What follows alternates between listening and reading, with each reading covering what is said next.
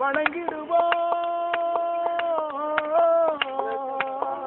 கரங்குத்தியாலில் கன்னிமார்களும் கருத்திரை போட்டு வணங்கிடுவோம். சபரிமலை கண்டு நெருங்கிடுவோம்.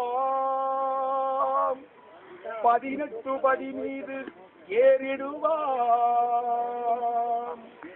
எதி என்று அவனை சரணடைவாம். அறுமுகம் கண்டே மயங்கிடுவாம். ஐயனை துதிக்கையிலே தன்னையே மறந்திடுவாம். பள்ளிக்கட்டு கல்லும் முள்ளும் சுவாமி சரணம்.